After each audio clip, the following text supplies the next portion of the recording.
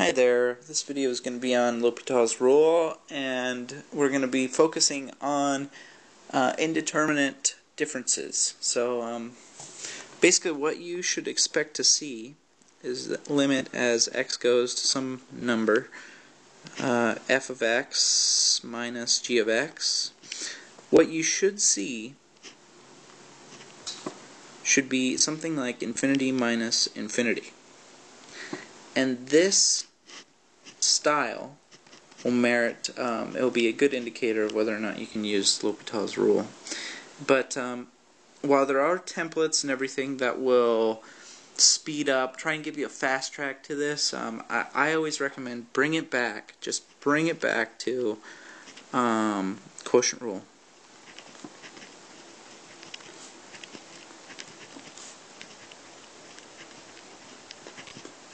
This is how I've always felt, and I'm always going to stick to that because I feel like a lot of those templates, they'll take out some of the intuition and just the thought process. So, starting off with some examples, you'll have limit as x goes to 0.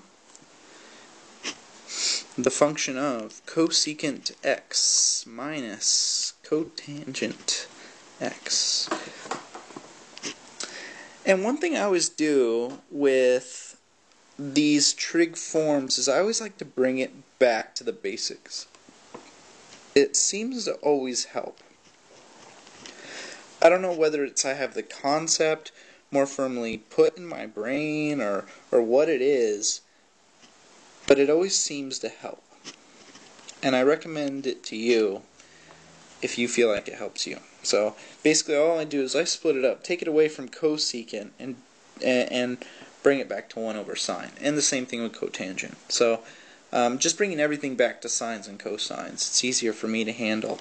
And what I find here is that I have a common denominator, so I just slap them together. 1 minus cosine x all over sine x. Realize here that this is now in quotient form.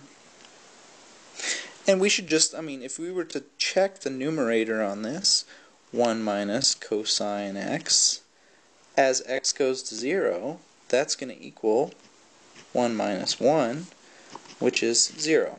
Okay, well, what does the denominator equal? Maybe we're having something weird down there. Well, sine x, as x goes to 0, sine 0 is equal to 0. So what you realize is we have a 0 over 0 form, which we can do. We can use L'Hopital's rule.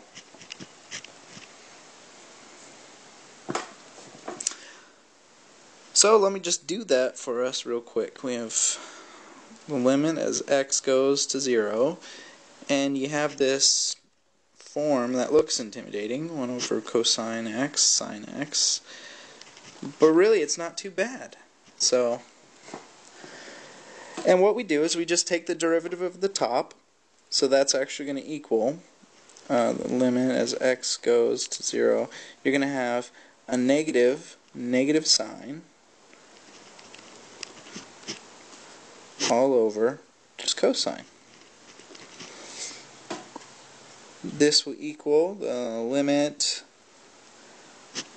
as x goes to 0, you're going to have a sine x over cosine x. And that's our solution. If we plug 0 into that, just to find what that will equal 0 over 1. Thus, our solution is 0. And that's not too bad. You realize that you didn't really do too much calculus. It was actually a lot of algebra. You just kind of had to trust the solutions, or L'Hopital's rule, essentially. So, here I am. Let's just do one more. Limit as x goes to 0. You have the function 1 over x minus cosecant x. So, let's do the exact same thing. We're making it simpler, okay? We're simplifying things out. X goes to 0, you have 1 over x minus 1 over sine x. Okay? Well, it's the same form, infinity minus infinity. It's a good indicator, isn't it? You know that it's going to use L'Hopital's rule. We can check, even if we were to slap this together and make it into quotient form, which is what I'm going to do. Let's just do it right now, and we can check 1 over x minus 1 over sine x, right? That's what we have. Well, what we're going to do is we're going to find common denominators, okay? So I'm going to have 1 over x. We're going to multiply top and bottom by sine x. And you know how to do this common denominator stuff. I really shouldn't have to do this for you, but... And basically this will equal sine x minus x all over x sine x. Okay, well, if we let that go to 0, that'd be 0 minus 0 all over 0. So this is actually retains our 0 over 0 form. Cool, huh? Well, that just means that we can take the derivative, both the top and the bottom. So if we do that, if we took the derivative of the top and the bottom, sine x minus x, that'll equal cosine x minus 1. And this one's d over dx, and you'll have x sine x. Hope you remember your chain rules, because this is where this stuff can come back to bite you. And there's your solutions. So now our form will actually look something a little bit more like this. As x goes to 0, you'll have cosine x minus 1 all over sine x plus x cosine x.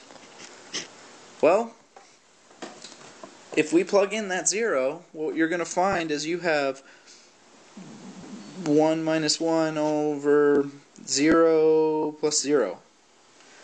So that's actually 0 over 0 form. Let's do L'Hopital's rule once again. Okay? And I'm just going to kind of do the math for you because I'm running out of space here. But if you take the derivative of both the top and the bottom, what you're going to have is negative sine x all over 2 cosine x minus x sine x. Okay? Now we plug in that 0, and what you're going to find is you have 0 all over 2 times 1 minus 0, which equals 0 over 2. Our solution is going to equal 0. That is our solution. And I know it seems like, oh my gosh, we always have like a lot of things to go to here, but this is it really just requires a good amount of familiarity with not only your trig functions and all the stuff you learned in algebra, but just be comfortable with what L'Hopital has determined, and I think you'll be really satisfied with it. So, alright, well, let's finish off with the powers and then we can move on.